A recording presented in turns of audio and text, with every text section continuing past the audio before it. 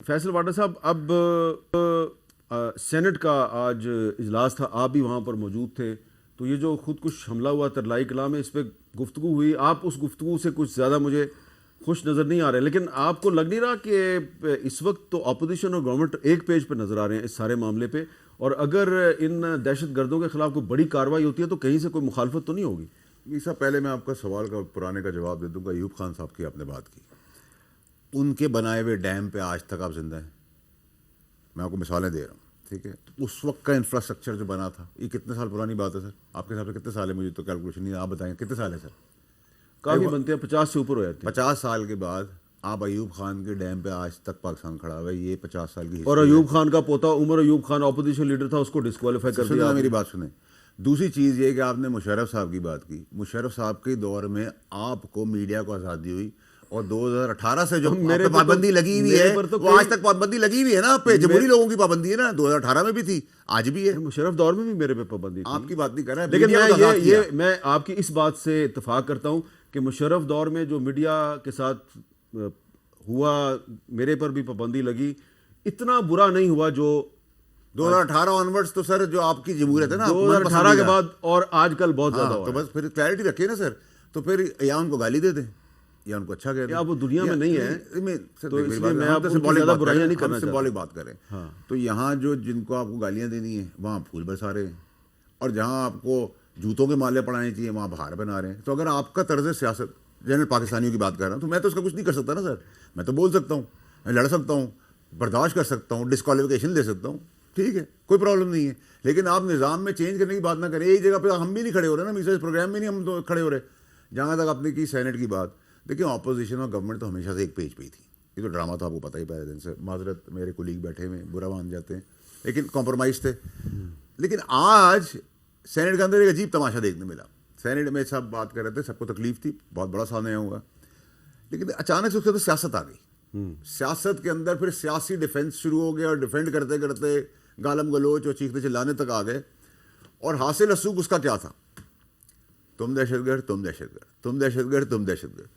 Technically دے right, دونوں طرف سے جو بات جا رہی تھی وہ ہے. اس کے اندر بھی سیاسی دہشت گرد ہم انوالوڈ ہیں، اس کا مزہ بینیفٹ بھی ہم لیتے ہیں. ٹھیک ہے سر. پرابلم یہ میری صاحب کہ آپ یہ سوچیں کہ آج سینٹ کے اجلاس کے اندر بھی یہ یونٹی نہیں ہوئی کہ ہم کھل کے مقابلہ کریں گے، 10 گنا امپیکٹ سے ماریں گے. ہم گھسیٹ کے گھما پھرا کے اسٹیبلشمنٹ کے بیچ میں لے اور اس پہ کرٹیسزم شروع کر دیا. کس نے کیا؟ یہ ان کی طرف سے شروع ہوا اور باقی سب نے مزے لیے. دیکھیں سر، بغض تو سب کے اندر ہے نا سر. وہ ویلن یہ بن گئے ہیں، لیکن جو کچھ کے اندر کی خواہش تھی، کچھ کی دماغ کی خلصت تھی، کوئی بول نہیں سکا، یہ بہت آگے نکل گیا اس کے اندر.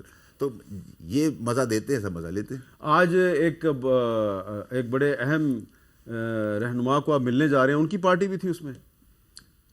پریزیڈنٹ صاحب کے ساتھ تو سر میرا ایک اپنا ذاتی تعلق. آپ کی پریزیڈنٹ صاحب سے ملاقات ہو رہی ہے؟ ہاں سر. آپ بڑی میرے پہ خبریں نہ رکھیں سر، میں ملک دشمن نہیں ہوں. میری آپ پہ بہت گہری نظر ہے. آپ 28ویں ترمیم ڈسکس کریں گے؟ نہیں سر، میں کوئی ترمیم نہیں ڈسکس کرنے والا، وہ بڑے ہیں. لیکن کیا کراچی میں کچھ ہونے والا ہے؟ سر مجھے تو نہیں پتا، لیکن میں آپ کو یہ بتا سکتا ہوں کہ 28ویں ترمیم آنی ہے، اور 28ویں ترمیم کے بعد آپ کو پتہ ہے ملک میں اسکائی راکٹنگ پوزیشن پہ ملک تو اوپر جائے گا، لیکن 28ویں ترمیم سے کچھ لوگوں کو غشی کا دورے بھی تو پڑے گا. ہاں ہم نیچے آئیں گے نا. ہاں تو ٹھیک ہے. تو تھوڑا سا بتا دیں کہ 28ویں ترمیم میں کیا ہوگا. سر میں آپ کو پھر اگلے شو میں کیا بتاؤں گا. پھر اچھا کافی نہیں پلائیں گے، نئے صوبے ہوں گے، NFC بھی ایڈریس ہوگا، اور بہت ساری چیزیں ہوں گی سر. کنسنسس، اس کو لفظ میں یوز کر دیتا ہوں، ڈیموکریٹک کنسنسس ہو جائے گا، یونٹی اچھا. ہو جائے گی. تو ڈوگر صاحب، مجھے پتا ہے آپ نے تو 28ویں ترمیم کو سپورٹ نہیں کرنا، لیکن یہ بتائیں آپ نہیں کرتے ہیں سر. اندر بندے بھی دے دیتے ہیں ہمیں کہ اس کمرے میں. ایسا نہیں ہے، میرا بھائی ہے، میں جھوٹ نہیں. آنے والے دنوں میں آپ کو کوئی نظر آ رہا ہے کہ اچکزئی صاحب کا نوٹیفیکیشن ہو گیا، راجہ ناصر عباس صاحب کا نوٹیفیکیشن ہو گیا، ہو سکتا ہے 1-2 دن میں وزیر اعظم شہباز شریف صاحب کی اچکزئی صاحب سے ملاقات بھی ہو جائے، تو کوئی آپ کو لگتا ہے ریلیف ملے گا آپ کی پارٹی کے قیدی چیئرمین کو؟ دیکھیں سر، ہم تو آج بھی سپریم کورٹ کے دروازے پہ گئے تھے، اور 13 مقدمات آج چیف جسٹس صاحب کی کورٹ 1 میں لگے، اور انہوں نے 10 منٹ کی پیشی ڈال کے نمٹا دیے. ہم تو ریلیف مانگ رہے ہیں عدالتوں سے. اب یہ جتنی باتیں بھائی میرے نے کی کہ 500 بندوں کو یہ کرنا چاہیے، فلانے کریے، سب کس لیے ہے کہ اس ملک میں انصاف نہیں ہے. آپ کا ابتدائیہ بیانیہ وہیں سے جو آج لوگ چھوٹے ہیں لاہور میں، اگر اس ملک میں انصاف مل جائے، عدالتیں انصاف کریں تو ملک ٹھیک ہو جائے.